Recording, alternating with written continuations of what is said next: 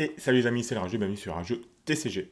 Aujourd'hui, on va parler des bases qui sont sorties pour le prochain set de Star Wars Unlimited. Et on ne peut pas parler évidemment de ces bases sans évoquer la mécanique de force. Vous savez, il y a beaucoup de révèles, de nouvelles cartes qui sortent un peu quotidiennement. Au niveau de la chaîne, on a du mal un peu à se placer. Est-ce qu'il y a vraiment intérêt à parler de toutes les cartes et faire des vidéos un peu fleuves, ou alors faire plutôt des shorts, donc des vidéos courtes pour parler de cartes spécifiques, ou alors faire une plus grosse vidéo tous les 10-15 jours à peu près pour faire l'ensemble et le point des révélations. On vous laisse nous dire ça en commentaire. On va donc discuter aujourd'hui des bases et donc de la mécanique de force qui a été instaurée pour le prochain set qui va tourner évidemment autour des Jedi et des Sith. Donc le token de force est un token qui va apparaître et c'est un token qui va être généré par des possibilités de cartes. Vous ne pouvez pas payer un coût directement pour générer un token, c'est les cartes qui vont déclencher la constitution de ce token. Les limitations, c'est que vous pouvez avoir un seul token force à la fois, en réserve, entre guillemets, mais par contre, vous pourrez, si vous l'utilisez, en générer d'autres dans le même tour, dans les mêmes actions, et ainsi cumuler des effets de force, par contre, un seul à la fois. Ça, c'est vraiment la limitation qui est importante à mettre dès le départ en avant, parce que vous ne pouvez pas donc cumuler la force. Pour la construction autour de la force, il faut déjà savoir quel impact la force va avoir dans le jeu. Est-ce que ça va être anecdotique ou est-ce que ça va être vraiment une mécanique pétée?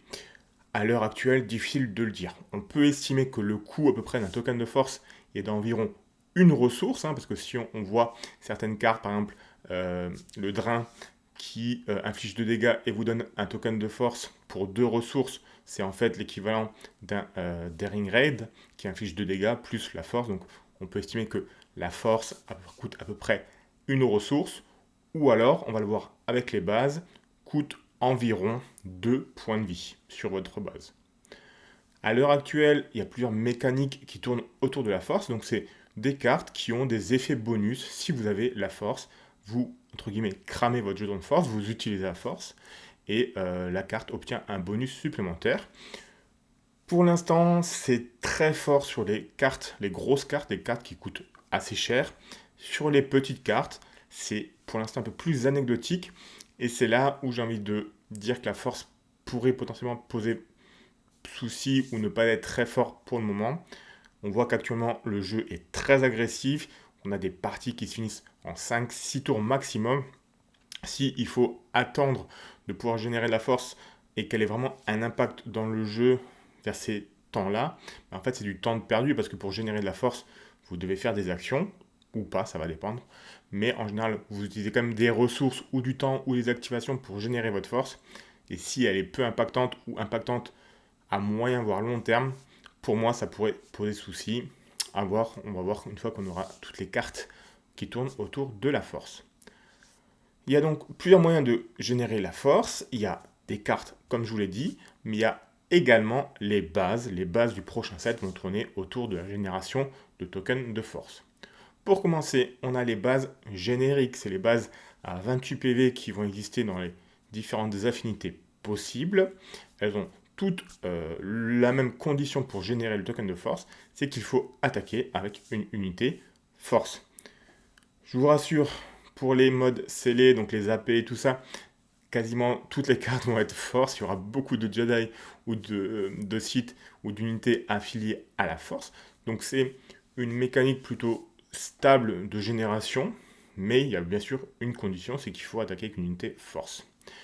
On voit les 28 PV, donc là on peut confirmer que le token force coûte environ 1-2 PV pour être mis dans votre deck.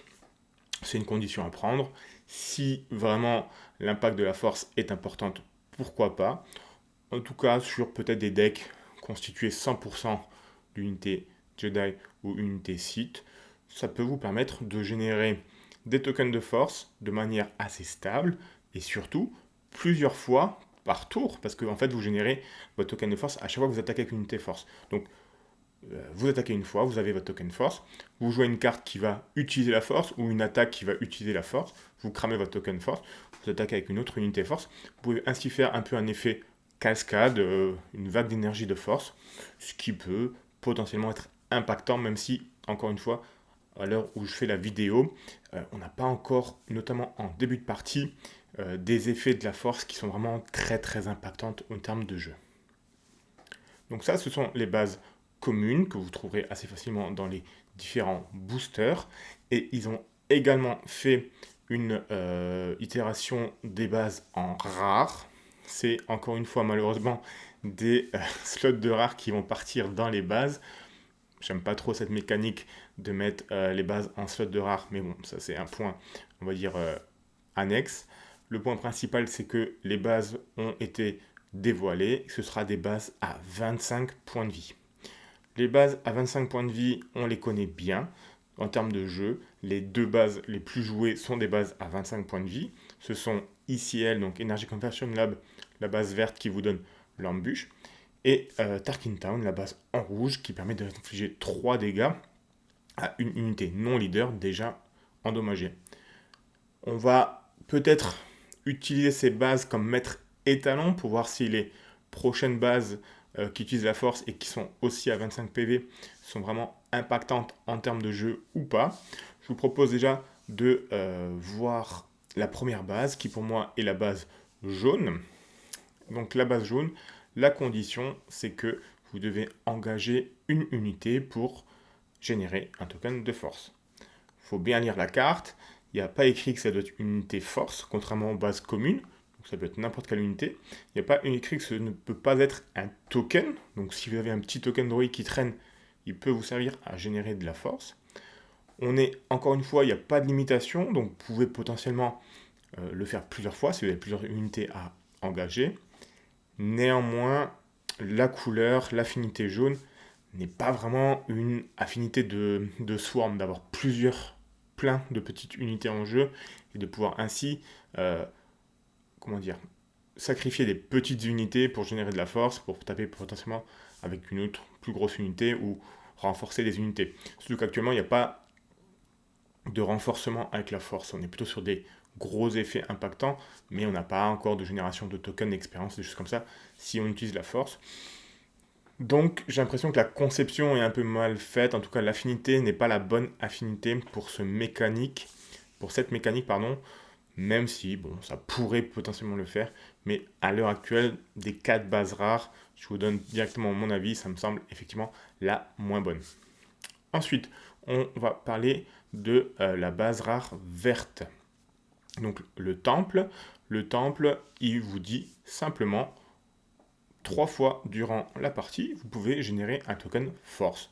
Aucune condition là-dessus, vous pouvez le faire 3 fois dans le même tour si vous voulez. C'est par contre limité à 3. Les gros points, c'est évidemment qu'elle est stable. C'est vous qui choisissez de prendre vos tokens force. L'inconvénient, c'est que vous êtes limité à 3. Et là, on pourrait potentiellement glisser vers une stratégie de force choke, en fait, de gros tours impactants, où là, vous retournez vraiment la game en utilisant tous vos tokens de force sur le même tour. On va dire vers le tour 4, 5, 6 avec des grosses unités. Et vraiment mettre un impact, un taquet à votre adversaire dont il ne pourra pas se relever. Donc c'est un peu la stratégie que je pourrais voir avec cette base. Avoir une génération de force stable, la garder pour avoir un tour où vous allez vraiment trucider l'adversaire, lui mettre toute la force que vous avez dans la face et l'écraser et l'empêcher de revenir pour finir la partie, tout en sachant que vous avez quand même que 25 PV, donc si votre stratégie ne marche pas, c'est un peu qui tout double, hein, parce que là vous aurez du mal après à vous relever si vous n'arrivez pas à mettre vous-même votre adversaire à terre en premier. Voilà, la stabilité c'est toujours bien dans un jeu aléatoire, mais peut-être que la force n'est pas encore assez impactante pour miser toute une stratégie là-dessus, à voir. Ensuite, on a l'inverse, on a le temple de la destruction, donc la base 25 rouge. Elle vous dit que vous allez générer votre token de force une fois qu'une de vos unités aura infligé 3 dommages à la base adverse. Donc bien lire le truc, Il n'y a pas écrit que ça doit être une unité force, ce qui est bien pas mal, parce que ça peut être toutes vos unités. Et il n'y a pas de limitation également. Donc à chaque fois qu'une de vos unités va attaquer et mettre 3 dégâts, vous allez récupérer un token de force. Donc un peu comme pour la première base, une idée un peu de swarm, ce qui est un peu plus logique en rouge, on va dire, où dès le T1, T2, vous avez des unités qui vont mettre 3 dégâts facilement, les Sabines, etc. Il y a plein d'unités qui vont mettre 3 dégâts en rouge facilement. Ça pourrait être une base de deck Cassian qui existe déjà en utilisant cette force, cette base, et en générant tout au long de la partie, à chaque attaque, votre token force, et en mettant des petits impacts supplémentaires grâce à la force. Là, je vois un peu mieux la lecture et comment faire en fait. Je vois un peu mieux la construction du deck. Pourquoi pas prendre une base de deck Cassian, vu qu'il n'y a pas de limitation d'unité force, rajouter les unités force qui sont arrivées, qui sont assez impactantes. Là, on est peut-être potentiellement sur une bonne base de deck qui existe déjà. Et enfin, c'est la base rare bleue. Elle vous dit que à votre phase de regroupement, si vous avez une unité qui a 4 PV restants ou plus, vous allez générer votre token de force. En lecture première, comme ça, on pourrait se dire, ben ouais, c'est stable, c'est pas mal. Par contre, là, on a une limitation. Vous allez générer que un token par tour, parce que c'est pas dans votre phase de regroupement. Donc, comme on ne peut pas cumuler les tokens, on peut avoir qu'un token à la fois, là, il y a vraiment la limitation de, je peux en générer que un. Autant en rouge et en jaune, on était dans le mode dès que j'en ai, je le dépense parce que j'en revenir tout de suite derrière.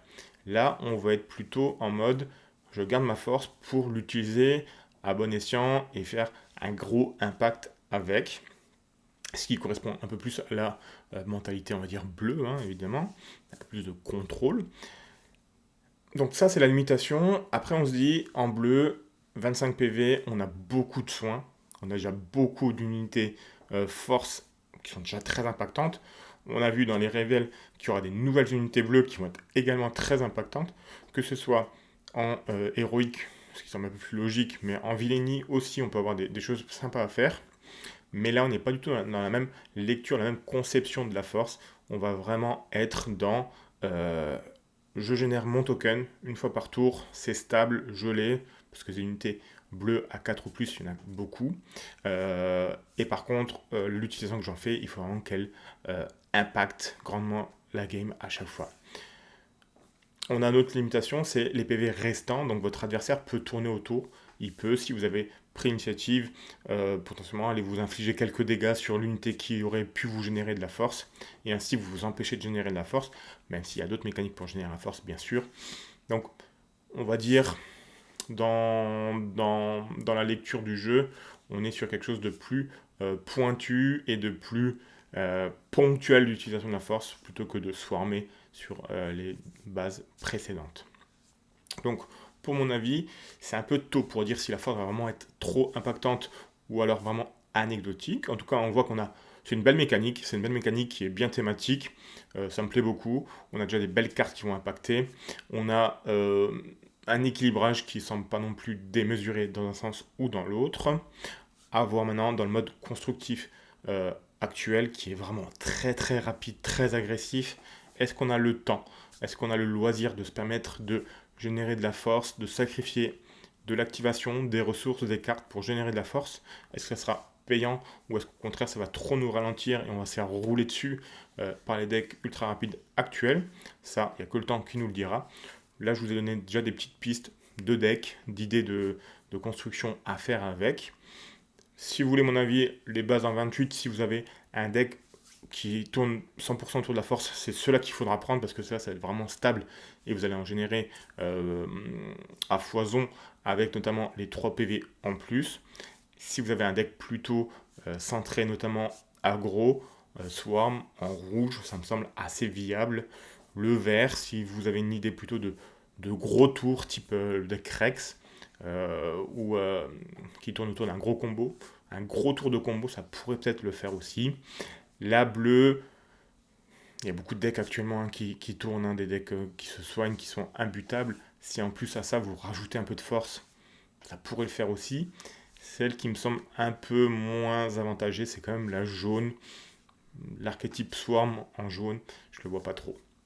En tout cas, voilà, dites-nous en commentaire ce que vous pensez de cette mécanique de force, quelle base vous plaise le plus. Moi, mon top 1, on va dire, ce serait plutôt la verte avec un gros deck, un gros tour d'impact de force. Encore merci pour le visionnage de cette vidéo.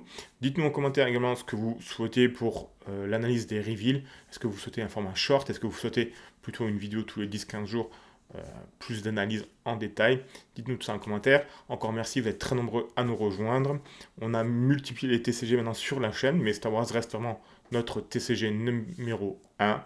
Et on a une grosse communauté qui tourne autour et on vous remercie pour le visionnage. Encore une fois, bonne pioche à tous. Et bien sûr, ciao ciao les amis.